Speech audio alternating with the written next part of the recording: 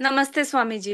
नमस्ते। स्वामी जी मेरा एक अभी 1 साल में मतलब ये कंडीशन पहले डेवलप हुई होगी, लेकिन 1 साल पहले ऑटो इम्यून कंडीशन डायग्नोस हुई है, जिसे जॉर्गन सिंड्रोम कहते हैं।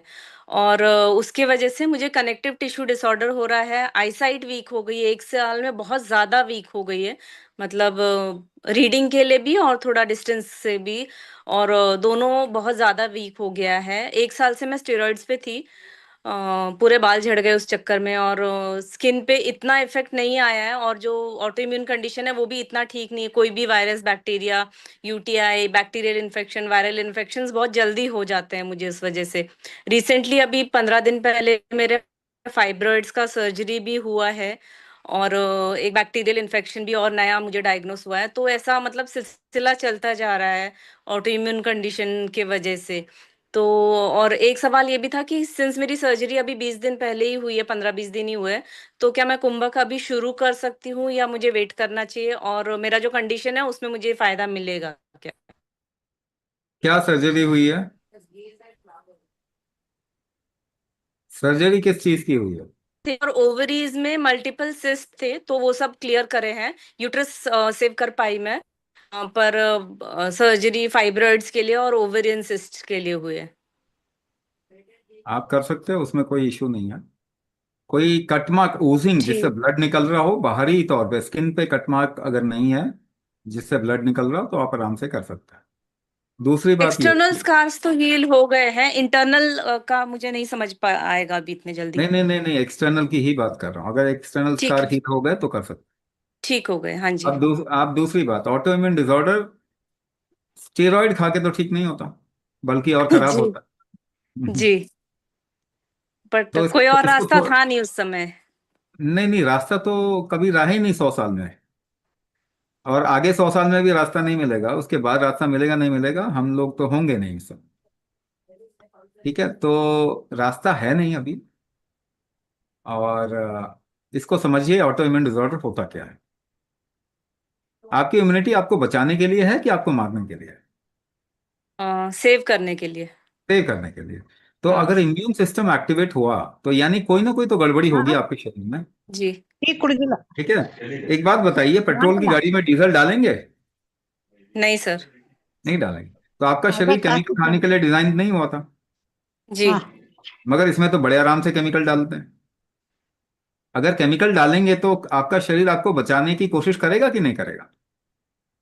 करेक्ट। तो वो उठेगा। है ना? आपको बचपन में भी, जब एक छोटा सा इन्फेंट होते थे, उस समय भी वैक्सीनेशन कितनी करवाई होंगी ना।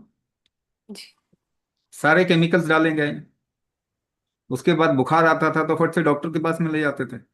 जी। डॉक्टर पैरासीटामोल दे देता था, एंटीबायोटिक दे देता था। सब केमिकल है, वो आप खाए जा रहे हैं। जब भी आप केमिकल खाते हैं, आपका शरीर आपको बचाने की कोशिश करता है, तो इम्यूनिटी को उठाता। अब आपके डॉक्टर ने लिख दिया सुबह 2 गोली, दोपहर में 3 गोली, शाम को 4 गोली। अब हर बार गोली खाते हैं तो आपकी इम्यूनिटी उठती है।